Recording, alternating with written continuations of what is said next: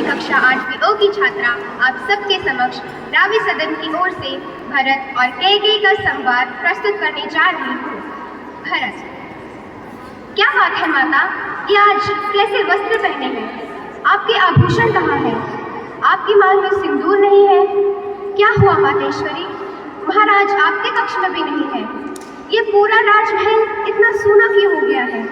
बताओ माता, कहाँ है पिताश्री? पुत्र, जब इस संसार में कोई जन्म लेता है तो उसे इस संसार का त्याग भी करना पड़ता है। संसार त्याग देने के बाद जो गति धर्मात्मा पुरुषों की होती है, जो परम धाम हमें मिलता है, तुम्हारे पिता भी उसी परम धाम को सधार रहे हैं। क्या? ये क्या हो गया माता, ये क्या हो गया? रास्ते भर मेरा हृदय भय से काँप रहा था। वो सारे अपशगुन, सारे बुरे स्वप्न सच हो ही गए। अनहोनी हो ही गई माता, अनहोनी हो ही गई।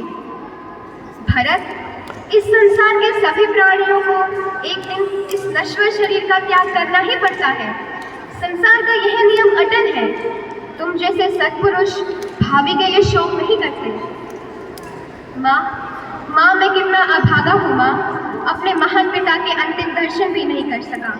माँ, उन्होंने जाने से पहले मुझे अवश्य पुकारा होगा। आप सभी उनके पास थे, मैं उनके पास नहीं था। बताओ माँ, प्राण त्याग करते समय उनके अंतिम बोल क्या थे? वो अंतिम समय केवल राम को ही याद करते रहे, केवल राम को ही पुकारा, केवल भैया राम को ही पुकारा। तो क्या भैया राम भी उनके पास नहीं थे? नहीं, परंतु ऐसा क्या अकस्मात हो गया था जो भैया राम भी उनके पास नहीं पहुंच सके? आप तो उनके पास होंगी। नहीं, उन्होंने महारानी कौशल्या के ही कक्ष में अपने प्राण त्याग दिए थे। क्या? उस समय भैया राम और लक्ष्मण कहाँ थे? वन में। वन में? वन में क्यों? महाराज ने स्वर्ग सिधारने से पहले उन्हें 14 वर्ष का वनवास दे दिया था। क्या भैया राम को वनवास? नहीं, ऐसा नहीं हो सकता। यह दंड तो अपराधियों को दिया जाता है। मेरे भैया राम का ऐसा कौन सा दोष था जो उन्हें ऐसा दंड मिला?